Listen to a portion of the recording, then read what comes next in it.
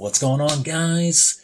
I'm back again, your favorite chocolate man, Mana, aka D-Rock, aka Generic, aka I don't know, but I'm here. We got a new Rambles for you guys today. I want to talk about the news that we heard just recently. Square Enix sold their Western gaming audience games, Idris Montreal, but basically everybody that was in Square Enix that made the Deus Ex, Guardians of the Galaxy, Legacy of Kain, and Tomb Raider. But you guys mostly know, probably honestly care about the Deus Ex and the Tomb Raider games, and more importantly, out of the games that they recently came out with. Guardians of the Galaxy, they actually made the latest of that, which was amazingly game. And I'm upset that Square Enix said it didn't make sales, because I feel like that game sold very well, and they just didn't know what. I think they were just impossible to please. But they have gotten rid of that division for $300 million. And the company that bought it was called the Embracer Group, which has a whole bunch of great, amazingly creators on their team. A few examples that you probably know of on top of your head: they got Gearbox under their belt, and they also have the THQ Nordic under their belt as well. Of course, you know Gearbox from mostly their most acclaimed game probably here out there is going to be the Borderlands series. Also, THQ, they recently came out with a re-release of SpongeBob Battle of Bikini Bottom, as well as Kingdoms of Amalur, and they came out with new DLC for Kingdom of Amalur as well. That was never released. And as well for SpongeBob, they got a brand new SpongeBob game coming out on the way. Another company that you probably not heard of, but you're gonna hear a lot about it soon, probably hopefully this year, is the Aspyr.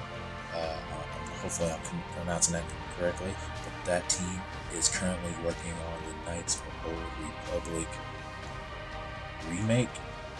I know it's a remake, but I want to say, honestly, at this point, I want to say it's a reimagining. Because I don't want to go into it. I'm not going to go into it. That's probably going to be a whole different video right there. We're going to talk about that. But you'll be hearing about that company as well, too, because that's part of the Embracer Group. So what brings me into this ramble today is the future is looking good, and the future is going to be a really bad gamble at the same time. Because I know a lot of people are seeing this and they're like, oh no, this is Square Enix is getting rid of these games. Is that a bad thing? And that aspect is when it going by the Embracer Group, is that a bad thing? Is this company is going to have a budget to do that?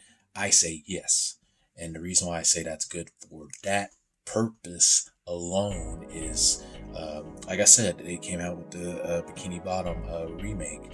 They're making new games of the SpongeBob franchise in gaming. Kingdoms of Amalur came out with the DLC, and it got more traffic flow like that. And just recently, Gearbox has announced Tales of Borderlands 2 is coming out. So, in the Embracer Group and their peers, these guys are continuing gaming for the fans, for what they need to do. You know what I mean? So that's a good thing. They can reach out to these companies. So I'm pretty sure they can go out, Embracer Group, and they can go up to Marvel and be like, hey, I know Square Enix didn't have release for Guardians of the Galaxy, but we believe in it. Can you give us a chance to make Guardians of the Galaxy 2? Or vice versa. They can be like, oh yeah, the Avengers game didn't hit the mark. Would you give us another chance? We'll make another one, but we're going to completely reimagine it and do something completely different. I know a lot of people probably look at me and be like, D-Rock, what are you talking about? D-Rock, what are you talking about? Like, this is like fucking crazy that you're saying this. It's like the Marvel Avengers games suck, and it's like, did it though? It's like, did it honestly suck? What caused it to be like this? What, we can fix it up by tweaking it because this is the way we wanted it. We want to do it like this. This is how we're gonna make it good. This is how we're gonna make it better. I believe the Embracer Group will see those flaws and go about it. And as you and the biggest thing I'm excited for this thing, for the future of this stuff, because it haven't been finalized yet, but we might see Legacy of Kain come back, man. Legacy of Kain, a Legacy of Kain remake, or a reimagining, or the series, or a continuation. Because I'm hearing things that it didn't end in Defiance. I haven't even beat Defiance yet, but we can get that. We can get a new Gex game, Gex Enter the Gecko. Like, come on, guys! Like, this is awesome. Like, this is good news. Like, Embracer Group can be like, hey, we can make this, and that. They have that power, and it's not like, oh, they have that power, they're not gonna do anything with it. Like, come on, they remade Destroy All Humans 1, and didn't they do Destroy All Humans 2? Or am I making that up? But they remade those. And I wouldn't be surprised if we see a Destroy All Humans 3. Like, I won't be surprised if we see they'll talk about, hey, y'all can work on these games, because we know they're working on a new Tomb Raider, which is awesome. But you don't know, they can be like, hey, let's throw some money in people like these, like people bought Crash Bandicoot, even though I know they're not part. Crash Bandicoot's not part of this at all, but people are buying Crash Bandicoot. People bought Spyro. It's like, let's bring back Gex. Let's see what happens. Let's see what happens. They don't have to do that. They can see if they can remake one of the old ones. Personally, hopefully they remake Enter the Gecko or something. But I don't think they're gonna do anything like that, because I know Enter the Gecko has a lot of IPs in it. So I'm not sure, but they can remake one of those or make a new game in the series and see how it goes. It can go very, very well for them to do so. Also, like I said, if they did Legacy of Kain remake, it'd be awesome. Or anything if they do anything with Legacy of Kain. I know a few of the voice actors aren't around, because aren't around, but we have tons of talented voice actors that can praise the role and do a good job with the per se character. Now, that's the good thing. That's a good thing. That's the good thing. Like, honestly, like I'm glad Square Enix sold it, because they were just sitting on it. They were just like, oh, we got these games. Let's get to sell monies for this, and I think that's a good way to look at it. But if you're gonna invest in something, you gotta invest in it and stick with it and let it nurture it, or not destroy it. Like, for example, I still think it was Square Enix's idea for the microtransactions for the Deus Ex game. I think that really destroyed the game. I think that's why we haven't seen a third one to that trilogy. And those games were so amazing.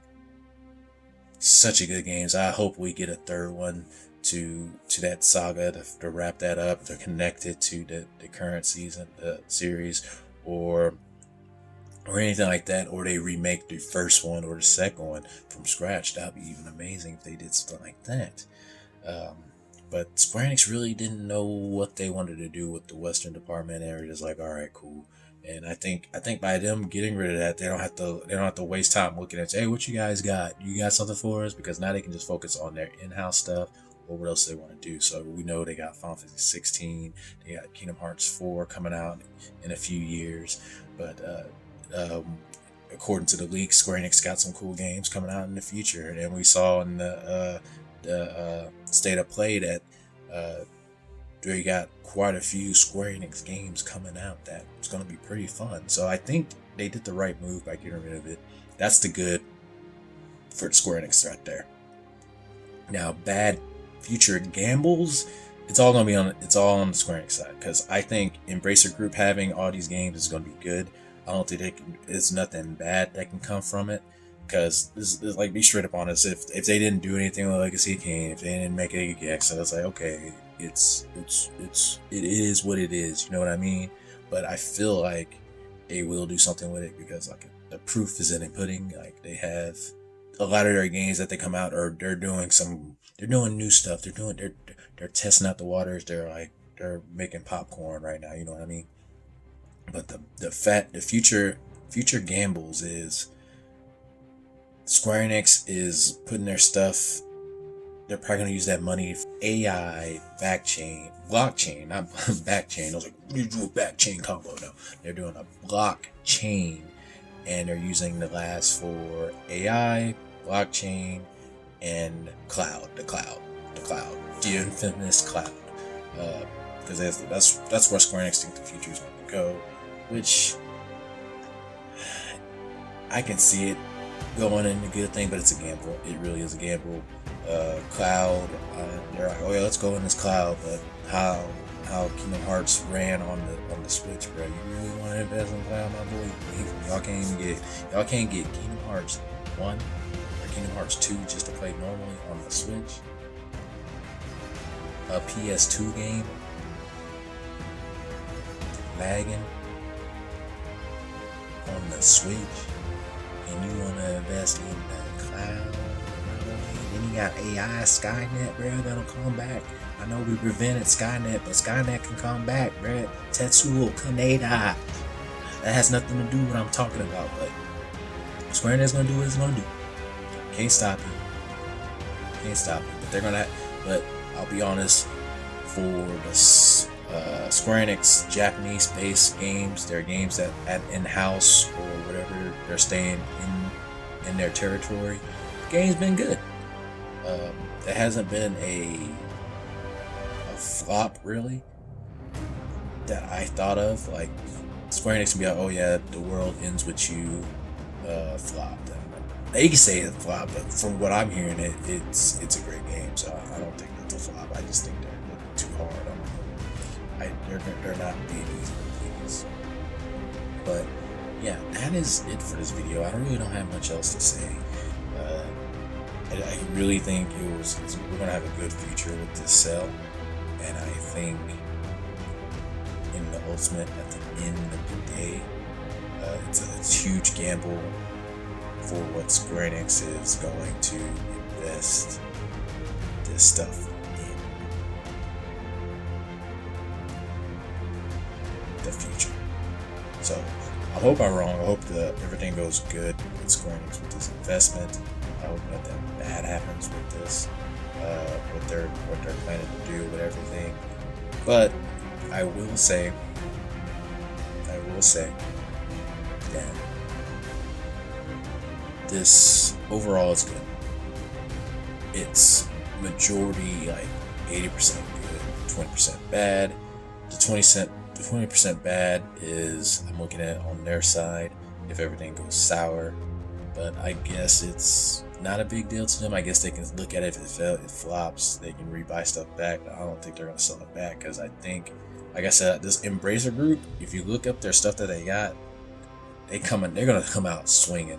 They're gonna come out swinging, and majority of the stuff that they got coming out right now, they haven't had anything came out bad, to be honest, on their side. It's the same thing like I say about Microsoft. If Microsoft pull their cards right, they can come out swinging.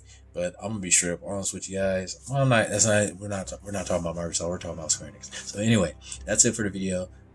Guys, make sure you give this video a like if you actually liked it. Give this a dislike if you actually dislike it. Let me know in the comments below if you think this is a doo-doo butter deal or a taco salad deal. Let me know. I need to know. I want you to know your opinions. Talk to me. Help me help you. But you guys have a good day. Peace out. Yo. Why the hell did I say yo? Anyway, good day.